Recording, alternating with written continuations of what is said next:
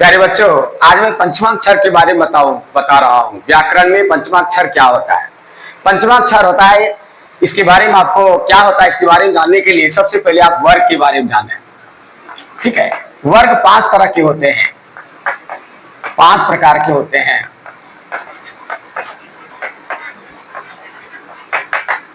सबसे पहला है कवर्ग, दूसरा है चौवर्ग, तीसरा है टवर्ग और चौथा है तवर्ग और पांचवा है पवर्ग।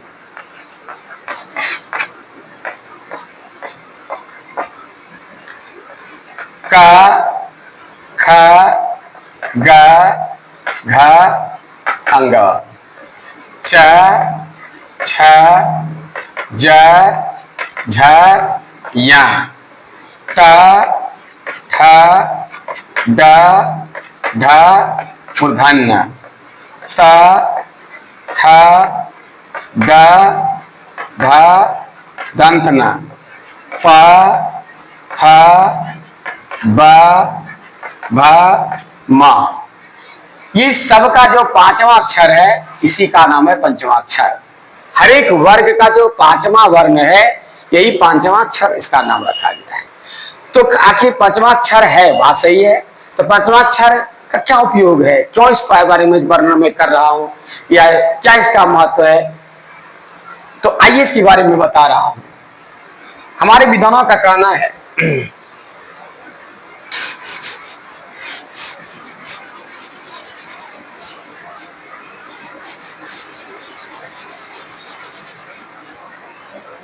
कि किसी भी वर्ग का जो पांचवा अक्षर है ये अंग, हलंत, यो हलंत, मूर्धन्य हलंत, तो हलंत, प हलंत, मो हलंत।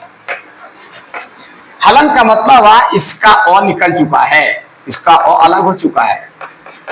अ की मात्रा इसमें लगा हुआ था पहले, ठीक है। अब अ की मात्रा जब लगाएंगे तब पूरा अंग हो जाएगा ये, ठीक है। और ये पूरा यो हो जाएगा और ये पूरा मूर्धन्य हो जाएगा, ये पूरा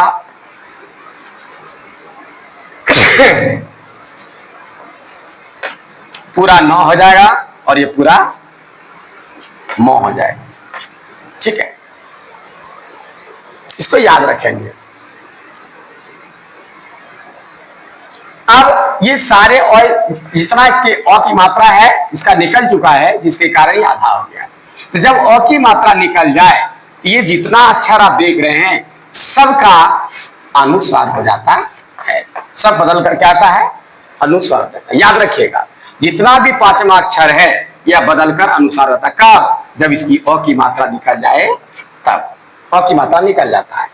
जब इस तरह का कहीं अंगो हलंत, जब हलंत में कहीं रहे तो इसके बदले आपको अनुस्वार ही लिखना होगा। अब मैं उदाहरण देकर के आपको समझाऊंगा, इसको ठीक ठीक समझिएगा। जैसे उदाहरण के लिए देखिए, आप पुराने ग्रंथों में, किताबों में लिखा हुआ आपने देखा होगा, कहीं कहीं अक्षर बोर्ड में भी मिला होगा। देखिए ऐसे लिखा होगा गंगा, इसको हम गंगा ऐसे भी लिखते हैं। तो कहां से आ गया, ये अंगों के बदले में अनुस्वार हुआ। एक उदाहरण ये दिया मैं, गंगा। अब ये देख इसका, आपने ऐसा भी पंच लिखा हुआ देखा होगा, इसको हम ऐसे लिखते हैं पंच, ठीक है। या बहुत एक जगह है प ऐसा भी मिलेगा लिखा हुआ, ठीक है। ये यो अंश बदल गया, ठीक है। उसके बाद इसका देखिए, आपने ऐसे देखा होगा, इसको हम ऐसे भी लिखते हैं घंटा, ऐसा भी लिखा देखा होगा। उसके बाद इसका देखिए दंत, दोनों नोटों ऐसा भी दिखा होगा और ऐसा भी देखा होगा आपने। फिर म का देखे,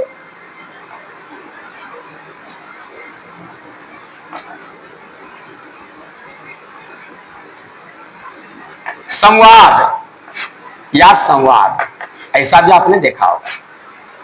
ये उस अक्षर आपको क्या बता रहा है कि आधा अंग अंशों में बदल जाता है, आधा यो अंशर बदल जाता है और आधा मूर्धन्य अंशों में बदल जाता है, आधा दंतना अंशों में बदल जाता है, आधा मो अंशों में बदल जाता है। ये आपको प्रैक्टिकल के द्वारा हमने आपको दिखा दिया कि ये आपने किताब में बहुत जगह आपने देखा होगा। नहीं देखे हैं तो उल्टा के आप अक्षर वो जो सबसे प्रारंभिक किताब है जो बच्चों को दिया था खरीद करके, उसमें आप देखेंगे, या संस्कृत किताब हो, हिंदी का किसी किताब में आपको ये व्याकरण में भी आपको मिलेगा। ये आधा जितना अक्षर है अनुस्वर में बदल जाता है। अब एक समस्या आपके सामने आएगी जिसका मैं समाधान, पहले समस्या बताऊंगा क्या आएगी, फिर उसका समाधान ही मैं बताऊंगा।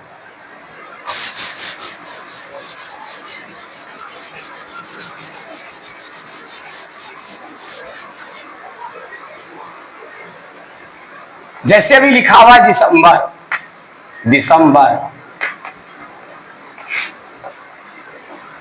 यदि आपको पूछेगा दिसंबर में कौन सा पंचमाक्षर है, किस पंचमाक्षर का प्रयोग किया गया, परीक्षा में पूछता है, बड़े बड़े कंपटीशन तक पूछ देता है, ठीक है, कि दिसंबर में कौन सा पंचमाक्षर का प्रयोग हुआ है, आप कैसे जानेंगे?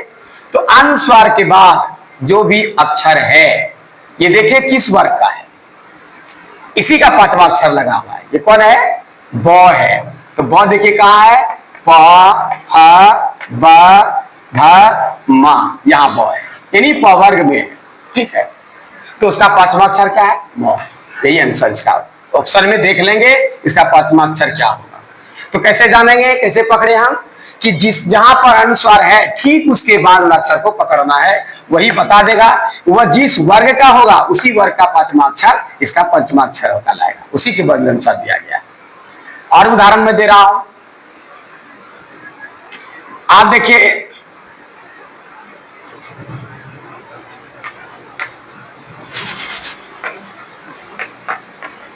शांति, अनुस्वार के बाद अब इसमें कौन सा पंचमाक्षर है, कौन सा पंचमाक्षर के बदले अनुस्वार का प्रयोग किया गया है?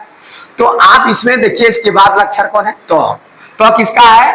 तो, थ, द, ध, दंत न, इसका पंचमाक्षर है दंत न, यानी इसी दंत न के बदले में अनुस्वार आया है, ठीक है। अब लिखना आपको टिंकेश, आपने लिख दिया टिंकेश, ठीक है। अब इसमें ये अनुस्वार किसके बदले में आया है, किसका पंचमाक्षर है, कैसे जानेंगे? इसके बाद अक्षर है, ये किस वर्ग का है? क, ख, ग, घ, अंग, ये पंचमाक्षर आपको पता चलेगा। इसी का अर्थ है पंचमाक्षर अंग है, ठीक है। उसी तरह से है पंडा, पंडा। अब पंडा में ये अनुस्वार किसका है? तो प के बाद क्या है? ड है। ड किसका है? ट, ठ, ड, ढ, मूर्धन्य, इसी को इसी आधा अक्षर के बारे में ये याद जो है आया। इस तरह से आपको अब जैसे है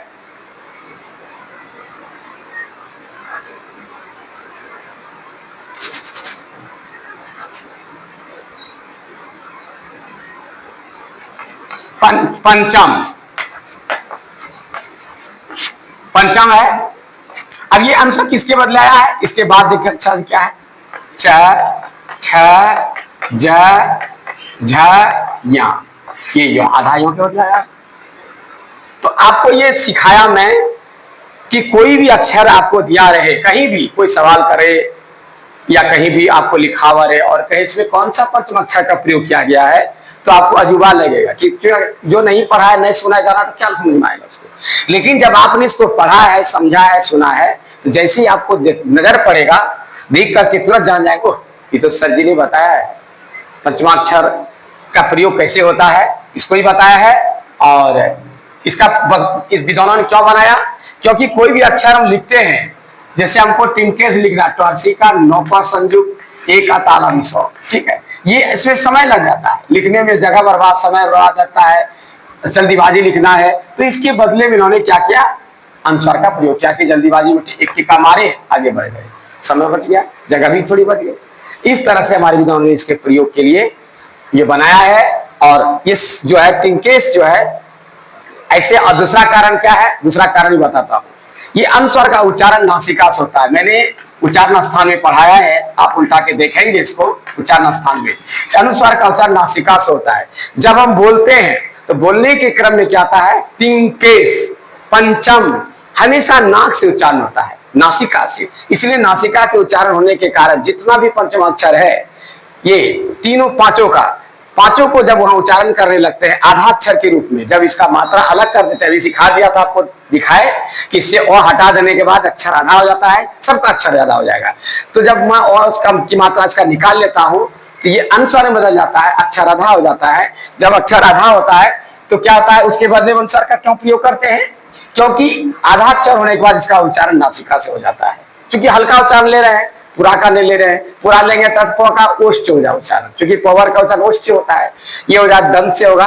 लेकिन हमने अ की मात्रा निकाल लिया है, उसके बाद इसका उच्चारण कर रहे हैं, तो सबका उच्चारण लगभग नासिका से ही हो जाता है। इसलिए हमारे विद्वानों ने क्या किया, सबको ट्रांसफर करके अनुस्वार में बदल दिया, ताकि उच्चारण के आधार पर लिखने में इसको आसान हो, सुविधा हो। लेकिन शुद्ध यदि कहा जाए तो शुद्ध आपको यही लिखना होगा, क्योंकि पंचमाक्षर कौन सा है आपने स्पष्ट करके लिख दिया है, इसमें स्पष्ट नहीं है कौन सा पंचमाक्षर, इसमें स्पष्ट नहीं है।